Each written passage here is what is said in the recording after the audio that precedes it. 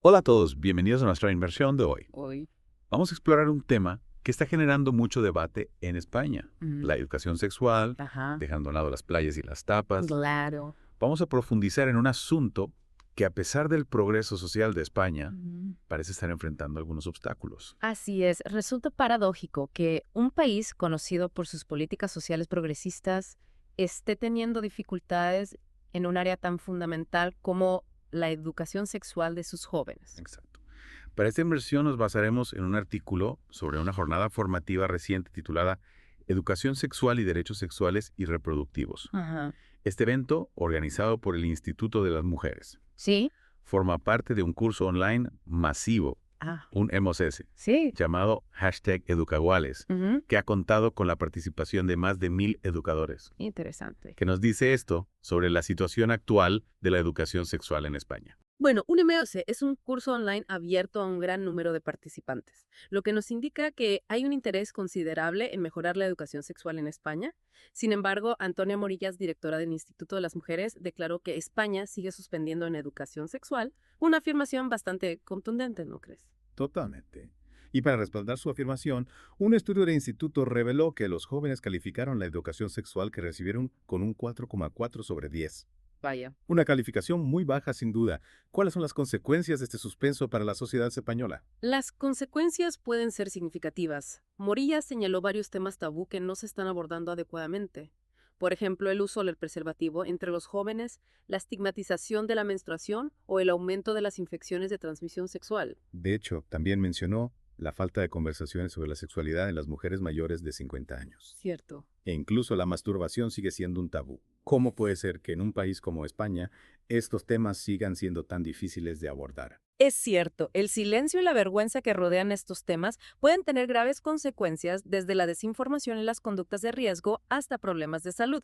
La falta de una discusión abierta impide que los jóvenes accedan a información precisa y tomen decisiones responsables sobre su salud sexual.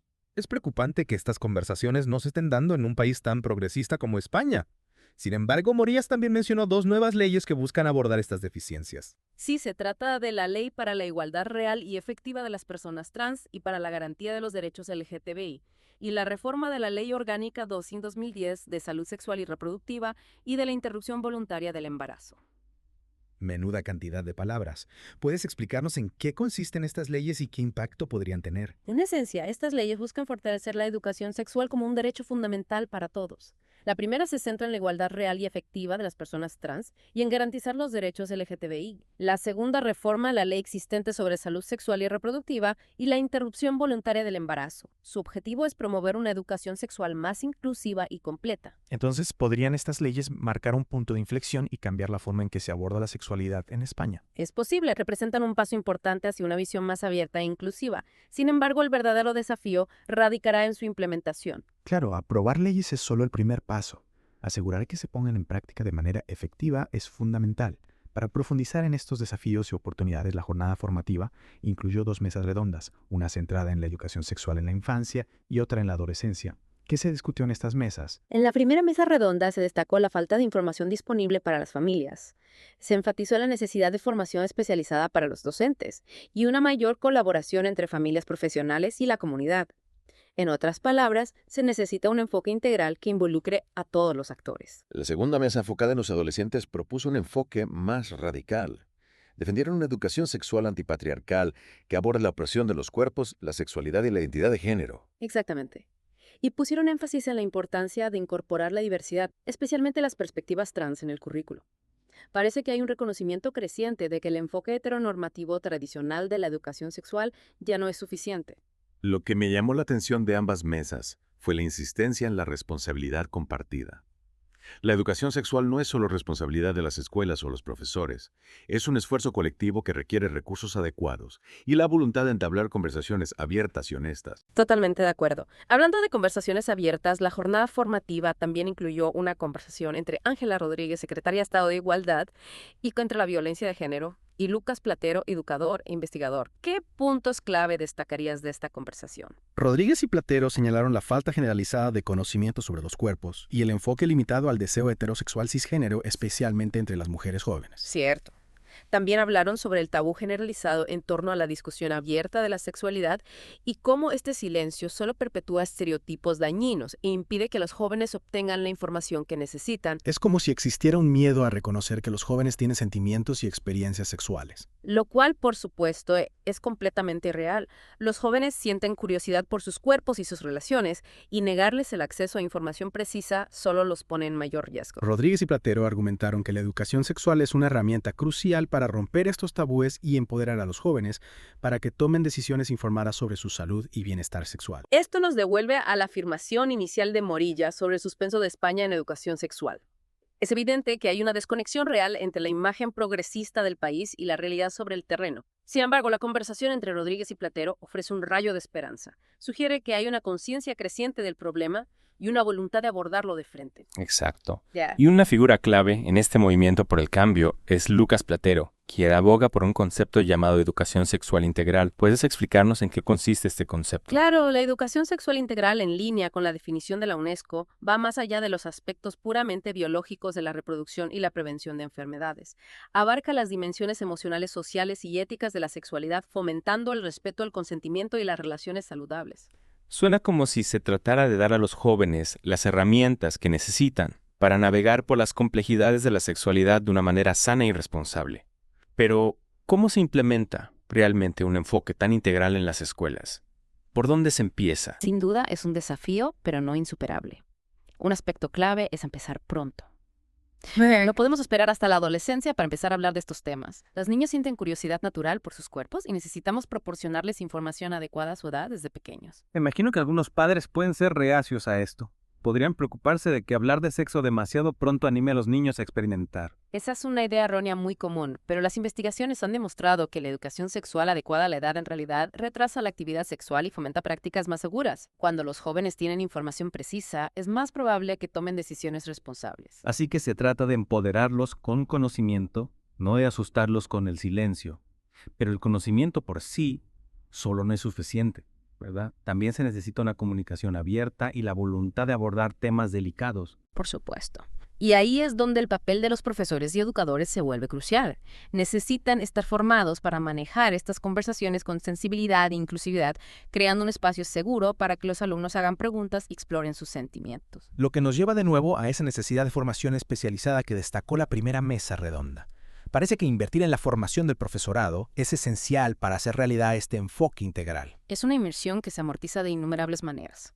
Cuando los profesores están capacitados para manejar estas conversaciones con eficacia, no solo se benefician los alumnos, sino toda la comunidad escolar. Crea una cultura de respeto, apertura y comprensión que puede tener un efecto dominó en toda la sociedad. Precisamente. Pero es importante recordar que las escuelas no pueden hacer esto solas. Las familias también desempeñan un papel vital en la formación de las actitudes de los jóvenes hacia la sexualidad. Eso tiene sentido. Los padres son los primeros educadores, después de todo.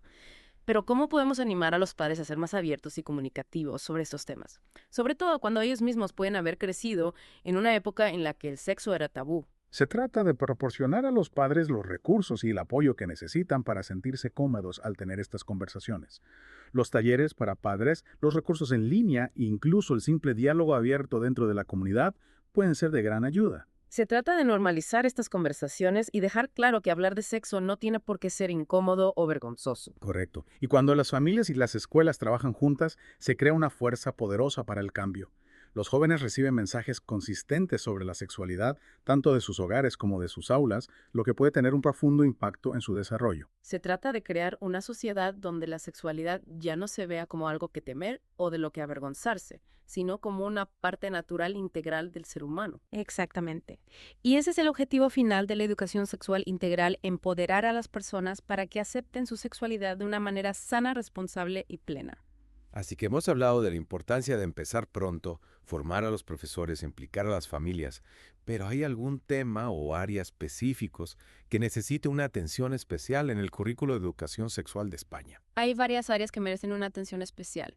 Una de ellas es el consentimiento, que debe estar presente en todos los aspectos de la educación sexual. Los jóvenes necesitan entender que el consentimiento es un proceso continuo, no un evento puntual. No se trata solo de decir sí o no, se trata de sentirse capacitado para comunicar tus límites y respetar los límites de los demás. Exactamente. Y esto está relacionado con el tema de la igualdad de género, que también debe ser un tema central. La educación sexual debe desafiar los roles y estereotipos de género tradicionales, promoviendo relaciones sanas y equitativas. Se trata de desmantelar las normas patriarcales que a menudo contribuyen a la violencia y la explotación sexual. Precisamente. Y esto nos lleva a otra área crucial, la educación para las relaciones. Los jóvenes necesitan estar equipados con las habilidades necesarias para construir relaciones sanas, respetuosas y plenas, tanto románticas como platónicas. Esto incluye comprender los diferentes tipos de relaciones, reconocer las señales de alerta y desarrollar habilidades de comunicación para navegar por los conflictos y la intimidad. Exactamente. Y por supuesto, ninguna discusión sobre educación sexual estaría completa sin abordar las necesidades específicas de los jóvenes LGBTQ+. Es esencial que la educación sexual sea inclusiva y afirmativa con todas las orientaciones sexuales e identidades de género, proporcionando información precisa y desafiando los estereotipos dañinos. Esto incluye abordar temas como salir del armario, la homofobia y la transfobia, creando un entorno seguro y de apoyo para que los jóvenes LGBTQ+ exploren sus identidades y relaciones. Esto incluye abordar temas como salir del armario, la homofobia y la transfobia, creando un entorno seguro y de apoyo para que los jóvenes LGBTQ+ exploren sus identidades y relaciones. Hemos cubierto mucho terreno, desde el marco teórico de la educación sexual integral hasta los retos prácticos de su aplicación. Pero antes de terminar, me gustaría volver a nuestra pregunta inicial. ¿Por qué España, un país conocido por sus valores progresistas, parece estar rezagado en este ámbito? Es una cuestión compleja sin respuestas fáciles. En parte, podría deberse al legado del régimen franquista que reprimió el debate abierto sobre la sexualidad durante décadas. Tiene sentido. Se necesita tiempo para deshacer décadas de represión y silencio. Y aunque España ha hecho grandes avances en los derechos LGBTQ+, y la igualdad de género, todavía hay focos de resistencia al cambio, especialmente dentro de los grupos conservadores. Así que es una batalla cultural tanto como política. Absolutamente. Y no olvidemos la influencia de la Iglesia Católica, que sigue teniendo un poder considerable en España.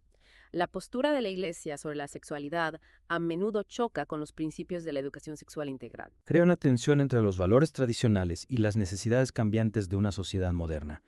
¿Crees que las nuevas leyes que mencionamos antes serán suficientes para superar estos obstáculos? Es difícil de predecir con certeza. Las leyes son un paso importante, pero el verdadero cambio requiere un cambio cultural más amplio. Necesitamos desafiar las normas sociales que perpetúan el estigma y la vergüenza en torno a la sexualidad. ¿Qué papel juega Lucas Platero y su concepto de educación sexual integral en este proceso de cambio cultural? Platero está a la vanguardia de este movimiento. Su enfoque, que va más allá de la mera información biológica, enfatiza el desarrollo emocional, social y ético. Busca empoderar a los jóvenes para que se conviertan en ciudadanos responsables capaces de tomar decisiones informadas sobre su sexualidad y sus relaciones. Es una visión inspiradora, pero también plantea un desafío para los educadores, ¿no crees? Sin duda. Implementar la educación sexual integral en las escuelas requiere un cambio significativo en la forma en que se enseña y se aborda la sexualidad. Necesitamos formar a los profesores, involucrar a las familias y crear un entorno de aprendizaje seguro e inclusivo para todos los estudiantes. Y no olvidemos la importancia de adaptar el currículo a las diferentes edades y etapas de desarrollo, asegurándonos de que la información sea relevante y apropiada para cada grupo de edad. Exactamente. La educación sexual integral no es un enfoque único para todos, debe adaptarse a las necesidades específicas de cada comunidad y contexto cultural. Y ahí es donde entra en juego la importancia de la investigación y la evaluación continua, ¿verdad? Necesitamos asegurarnos de que los programas de educación sexual sean efectivos y estén logrando los resultados deseados. Por supuesto. La investigación nos ayuda a entender qué funciona y qué no, y adaptar los programas para que sean lo más eficaces posible. También nos permite medir el impacto de la educación sexual en las actitudes, comportamientos y resultados de salud de los jóvenes. Todo esto nos lleva a una pregunta crucial. ¿Cómo podemos involucrar a la sociedad en su conjunto en ese esfuerzo por mejorar la educación sexual en España? No se trata solo de un asunto de las escuelas o del gobierno. Tienes razón. La educación sexual es una responsabilidad compartida que requiere la participación de familias, comunidades, medios de comunicación e instituciones. Necesitamos crear una cultura en la que hablar de sexo sea normal y saludable, donde los jóvenes se sientan cómodos haciendo preguntas y buscando información sin miedo al juicio o la vergüenza. Entonces, ¿cuál sería el primer paso para lograr este cambio cultural? Un primer paso importante sería romper el silencio que rodea la sexualidad. Necesitamos hablar abiertamente sobre sexo, relaciones, consentimiento y diversidad, tanto en nuestros hogares como en nuestras comunidades. Y eso incluye desafiar los mitos y estereotipos que perpetúan la desinformación y el estigma. Exactamente. Necesitamos promover una visión de la sexualidad que sea positiva, saludable, respetuosa, que reconozca la diversidad de experiencias y que empodere a los jóvenes para que tomen decisiones informadas y responsables sobre su propia salud y bienestar. Y para terminar, ¿qué mensaje te gustaría dejar a nuestros oyentes sobre la importancia de la educación sexual integral? La educación sexual integral es una inversión en el futuro de nuestros jóvenes y de nuestra sociedad. Al proporcionarles las herramientas y los conocimientos que necesitan para navegar por las complejidades de la sexualidad, les estamos dando la oportunidad de vivir vidas más sanas, felices y plenas. Es un derecho fundamental y una responsabilidad que no podemos ignorar. Es un mensaje poderoso. Invertir en educación sexual integral es invertir en el futuro no solo de los jóvenes, sino de la sociedad en su conjunto. Exactamente. Al brindarles a los jóvenes las herramientas para comprender y gestionar su sexualidad, contribuimos a crear una sociedad más saludable, informada y equitativa. Hablando de equidad, me gustaría retomar el tema de la educación sexual integral de Lucas Platero. ¿Qué la hace tan distinta de los enfoques tradicionales? Platero propone una visión holística que va más allá de la biología. Su enfoque abarca las dimensiones emocionales, sociales y éticas de la sexualidad, fomentando relaciones sanas, responsables y basadas en el respeto. Suena prometedor, pero también complejo. ¿Cómo se traduce esta visión en un currículo real para las escuelas? No es una tarea fácil, pero hay ejemplos concretos. En algunos países, la educación sexual integral ya se está implementando con resultados positivos.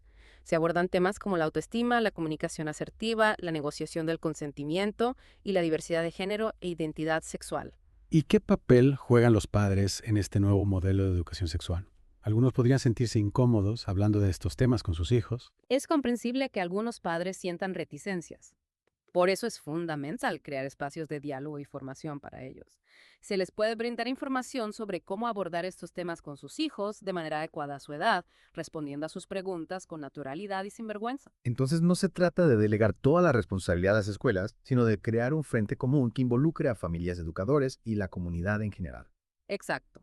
La educación sexual no puede limitarse al aula. Necesitamos un cambio cultural que normalice la conversación sobre sexualidad, desmitifique tabúes y fomente el respeto a la diversidad. Al final se trata de empoderar a las nuevas generaciones para que vivan su sexualidad de forma plena, informada y responsable. Y de construir una sociedad donde la sexualidad se aborde con madurez, respeto y libertad. Hoy hemos explorado un tema complejo y lleno de matices. Hemos visto los desafíos que enfrenta España en materia de educación sexual, pero también las iniciativas y el compromiso de quienes buscan un cambio positivo. La transformación no será fácil, pero el debate está abierto y la esperanza se mantiene viva. A nuestros oyentes les invitamos a reflexionar sobre el papel que cada uno puede jugar en este proceso. La educación sexual es una responsabilidad compartida que nos concierne a todos. Informémonos, dialoguemos y participemos activamente en la construcción de una sociedad más justa, equitativa e informada en materia de sexualidad. Hasta la próxima inmersión, sigan explorando con curiosidad y mente abierta.